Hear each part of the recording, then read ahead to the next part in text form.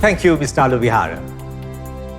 Next, we would like to invite General Shavendra Silva, Head of the National Operational Center for Prevention of COVID-19 and Chief of Defence Staff and Commander of the Sri Lanka Army. General Shavendra will address us on managing the pandemic, protecting life, livelihoods, and economic momentum.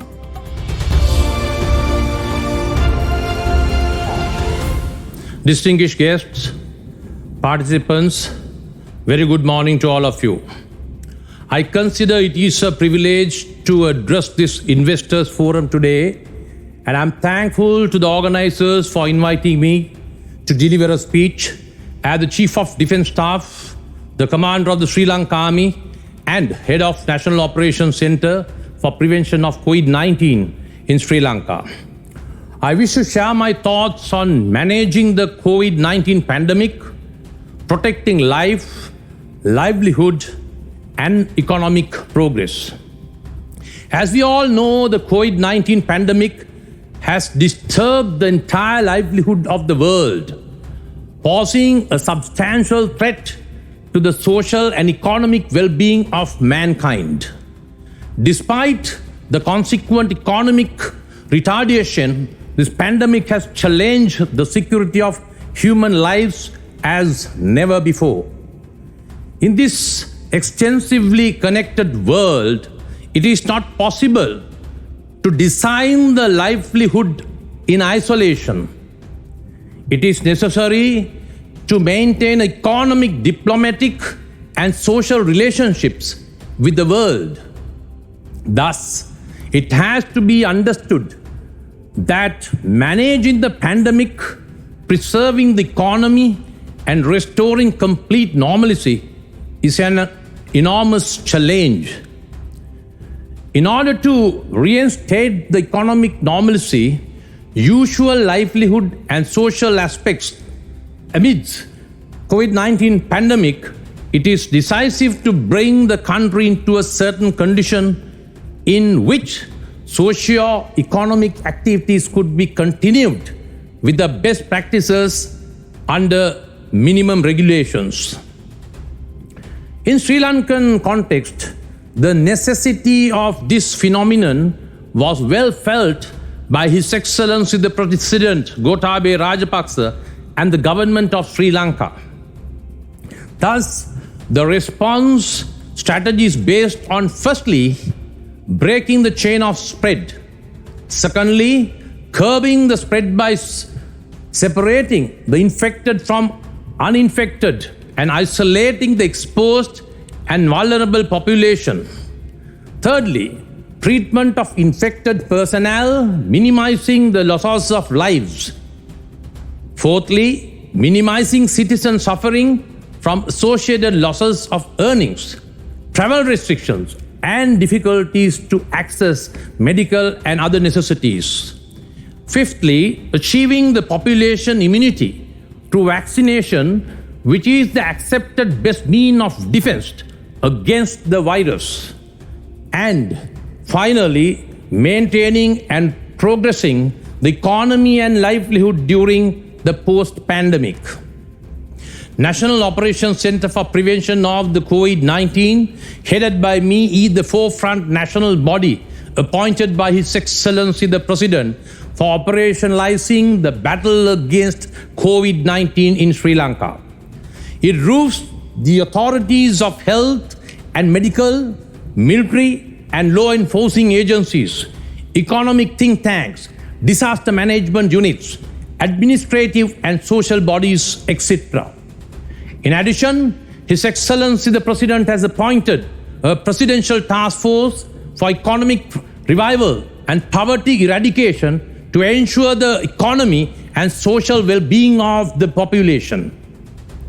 In the National Operations Center for Prevention of the COVID-19, the recommendations regarding the medical infrastructure, degree of restrictions, isolation of areas, facilitating the livelihood, etc., are carefully taken considering the real-time and update facts. Thereafter, the decisions taken by His Excellency the President and the government are disseminated downwards for action on ground. Therefore, I would say that we are making all our efforts to have a very comprehensive and a cohesive body to battle against COVID-19, guided by the country's highest authorities. This strategy is operationalized by distancing rules, encouraging best practices, contact tracing, isolation, and quarantine processes. Military and national intelligence are extensively utilized for contact tracing, supported by the public health authorities for subsequent monitoring and evacuation. Military, assisted by health authorities, spearheaded the isolation and quarantine processes, where security forces build and maintain quarantine facilities and provide security and medical assistance to run the quarantine centers island-wide. In curbing the spread by separating the infected from uninfected and isolating the exposed and vulnerable population, the military assists in establishing and managing the intermediate care centers under the guidelines of the healthcare authorities. Also, it is important to note that we have never neglected the tourists, foreign nationals, and business partners living in Sri Lanka. We have had special consideration of such personnel from the beginning of the pandemic, and we have taken care of them and assured their well-being as Sri Lankan citizens. As of today, healthcare authorities make a tremendous effort to minimize the losses of lives. We have been able to manage all infected cases, giving best possible treatments and facilities to save their lives. Maintaining the new normalcy of life and minimizing the human suffering due to the pandemic and economic drawbacks in Sri Lanka, the government administrative system has been empowered to collect, report, and disseminate the information to authorities so that essentials are uninterruptedly supplied to the population through a well-established government mechanism supported by private partners. The vaccination program, which has been the main focus of the government, is being carried out, covering the entire island, considering the spread and the prevalence of the virus, where the government's cordial diplomatic ties have been facilitated to get down the vaccinations. Also, we are in the process of getting down adequate vaccines in future as well. Through this, we expect to shield the entire population from COVID-19 by end 2021 to early 2022, allowing the workforce, economic pillars, economic counterparts, and general public to run the country for its advancement. We have effectively managed the first and the second wave of the COVID-19, and we are so far in the process of controlling the third wave successfully. It has to be understood that the COVID-19 is not merely a health issue. Managing the pandemic is essentially managing the economic and livelihood as well. Also, the resilience in pandemic is essentially the resilience in the economy too.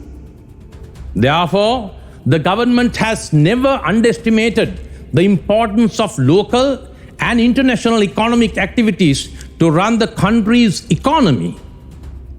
The government, under the visionary leadership of His Excellency the President, initially identified economic indicators to keep the momentum of the economy whilst battling with the pandemic.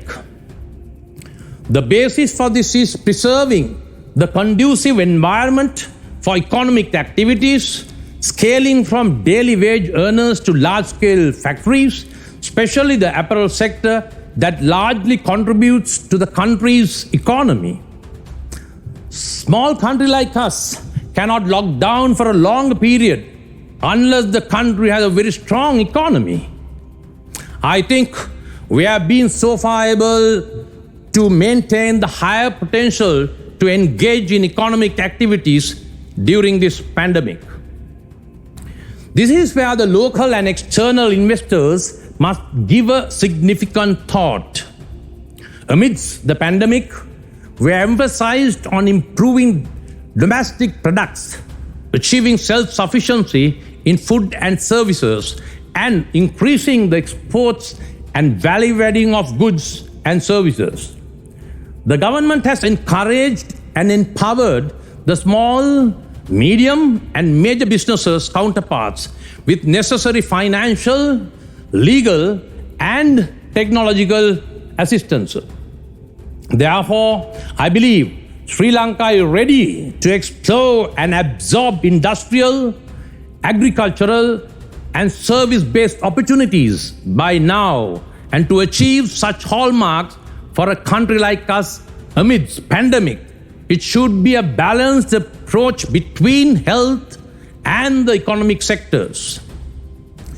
Preserving the national economy has been a decisive factor for Sri Lanka before the pandemic, during the pandemic, and will be post-pandemic too.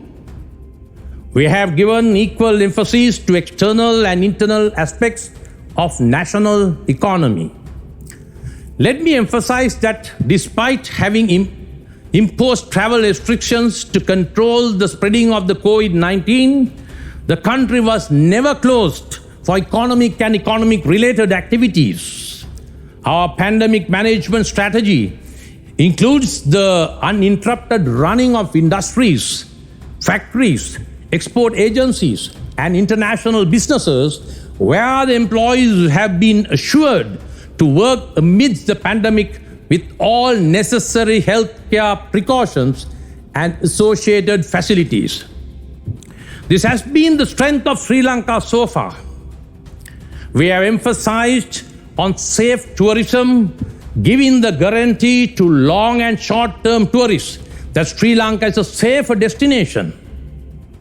We are in the process of developing and improving the biosecure bubble in tourism, sports, and diplomatic visits.